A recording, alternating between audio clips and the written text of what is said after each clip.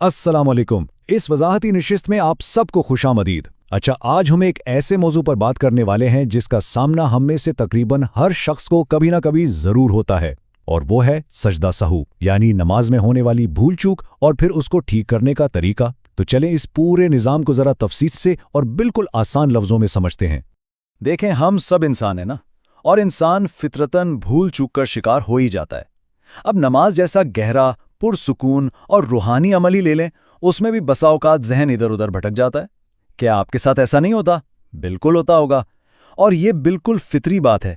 इसी कमजोरी को तस्लीम करते हुए एक बाकायदा और फितरी निज़ाम मौजूद है जो हमारी इबादत के तसलसल को टूटने से बचाता है। तो आज के हमारे बुनियादी पॉइंट्स कुछ यूं हैं।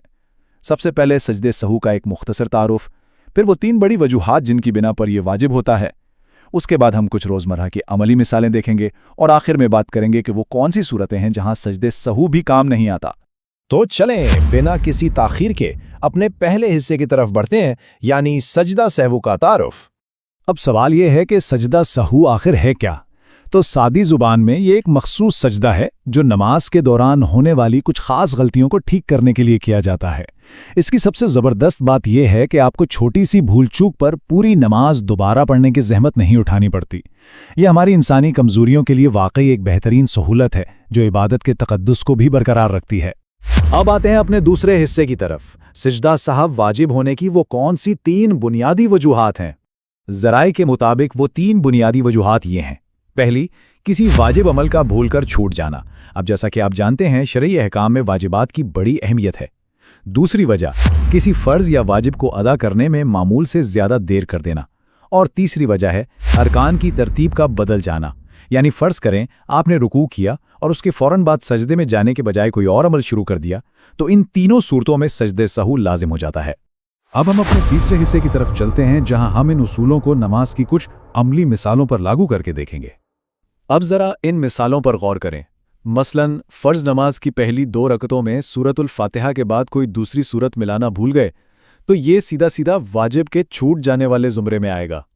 इसी तरह फ़र्ज़ करें 4 रकत की नमाज है और किसी ने जल्दी में तीसरी रकत पर ही सलाम फेर दिया, तो यहाँ क्या हुआ? बिल्कुल, यहाँ अरकान की तरतीब बदल गई। तो इस तरह ये कवायद मुख्तलिफ सूरतों में लागू होते हैं। एक और बहुत ही आम मिसाल जिसका तज़किरा ज़राए में बड़ी तफसील से मिलता है, वो है कायदा ऊला, यानी पहले कायदे का छूट जाना। आप दूसरी रकत के बाद अत्तहियात के लिए बैठना भूल गए और सीधे खड़े हो गए, तो चूंकि ये बैठना नमाज के वाजिबात में से है, इसलिए अब सजदा सहू के जरिए इस गलती की तलाफी करनी पड़ेगी। अच्छा, यहाँ एक और बड़ा ही दिलचस्प और बारीक नुक्ता है।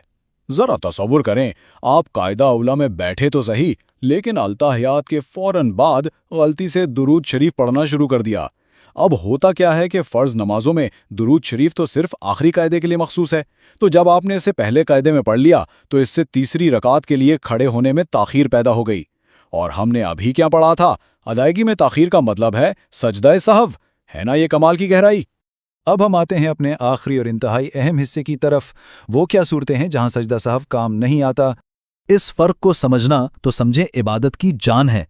देखें, अगर कोई वाजिब अमल छूट जाए तो यह ऐसा है जैसे इमारत के किसी सुतून में मामूली सी दरार आ गई हो, जिसे आप सजदा सहू की मदद से बासानी मरम्मत कर सकते हैं। लेकिन अगर नमाज का कोई फ़र्ज़ ही छूट जाए, मसलन आप रुकू या सजदा करना ही भूल जाएं, तो भाई ये दरार नहीं बल्कि पूरा सुतून ही गिर जाने के मुतरादिफ है।